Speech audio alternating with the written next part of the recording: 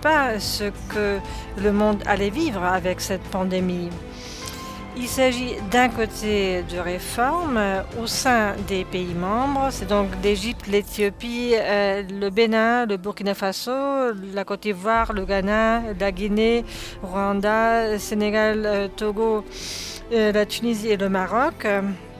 Il s'agit de réformes dans les pays mêmes et plus d'investissements privés et aussi de créer de meilleures conditions d'investissement comme réaction aux réformes. Mais en fait, l'urgence qui s'est présentée maintenant avec la pandémie d'avoir des investissements dans le secteur de la santé sur le continent africain, on ne pouvait pas s'en douter à l'époque.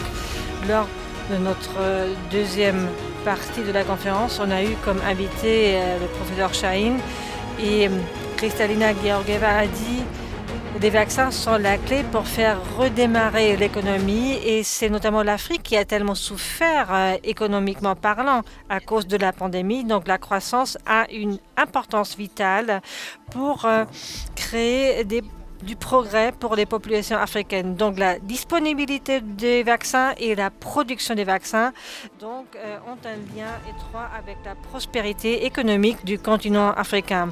Et c'est aujourd'hui ici, on a 60% de la population qui est vaccinée et en Afrique c'est juste 2%.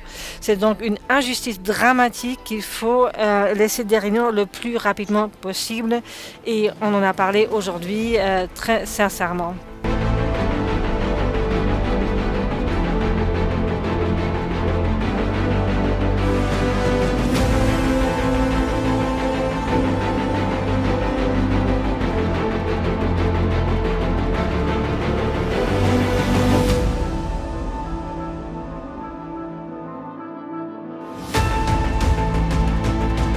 Nous avons également parlé de la nécessité d'élever les fonds de DTS alloués à l'économie africaine, les 33 milliards. Nous avons parlé de faire un effort comme nous l'avons décidé à Paris, de conjuguer nos efforts pour essayer de ramener ces DTS au niveau de 100 milliards. Nous avons fait également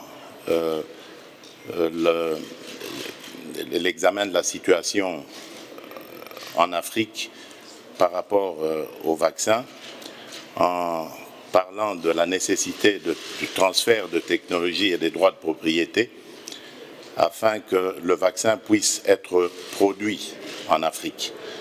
Tout simplement parce que cela va contribuer à rassurer davantage les Africains et à casser avec ces théories complotistes, ces messages en tout genre qui visent à susciter la méfiance des Africains vis-à-vis du vaccin.